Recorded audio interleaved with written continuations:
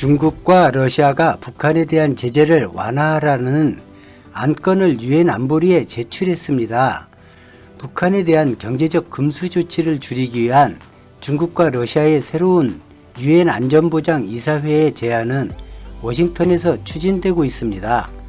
김정은 정권이 유엔 결의안을 준수하고 있고 인도주의와 생계 구호가 필요했기 때문입니다.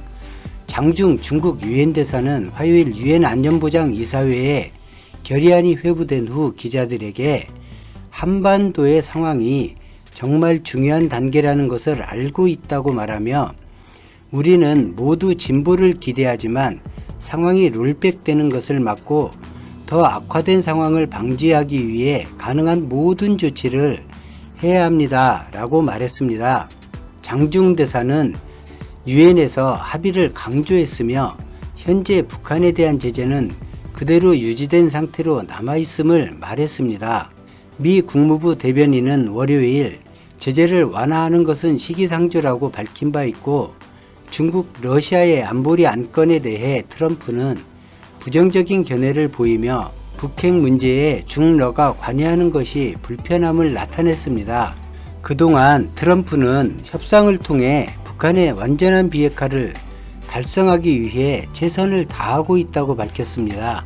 미국만이 북핵을 해결할 수 있는 당사자라고 강변하는 것입니다. 중국과 러시아의 결의안은 김정은의 크리스마스 도발 위협에 비건이 새로운 회담을 촉구한 대응을 한 이후에 나왔습니다.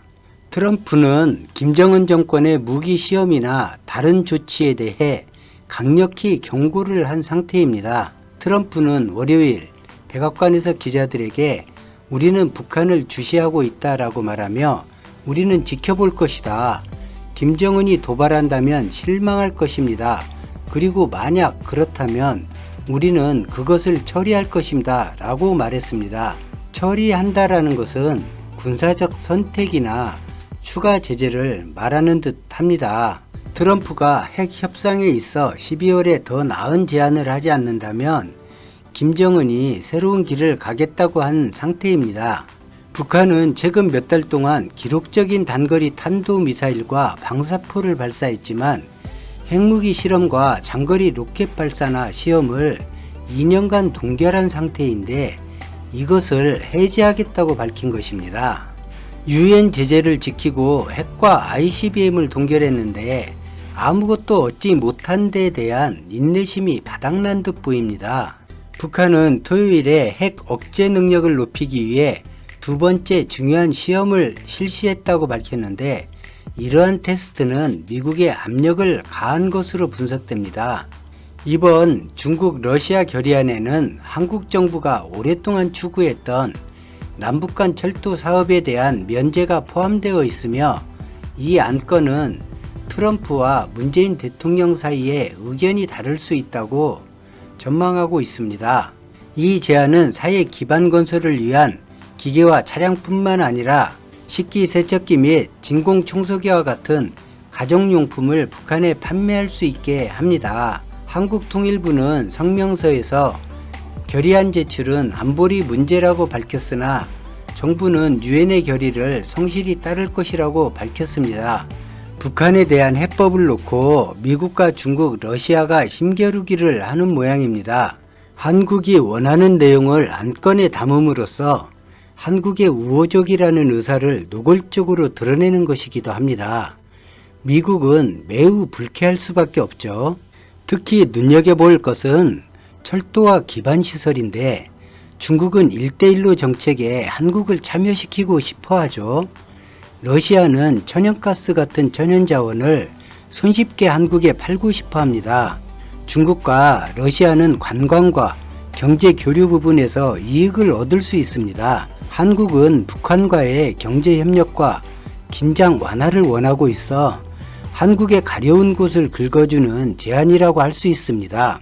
더 쉽게 설명드리면 제출된 안건을 통해서 미국만 보지 말고 자신들도 좀 봐달라고 말하고 있는 것이죠. 철도나 기간산업이 허용되고 북한이 허용해서 중국과 러시아와 직접 통로가 열리면 이후 북한은 중국과 러시아의 재산권이 걸려 있어서 이를 막지 못합니다. 따지고 보면 금강산 시설이나 개성공단도 북한이 막은 건 아니죠. 한국이 알아서 막고 철수해버린 것이죠. 중국과 러시아는 북핵 문제에 대해 육자회담 이후 철저히 배제되는 것에 아주 불만이 많습니다.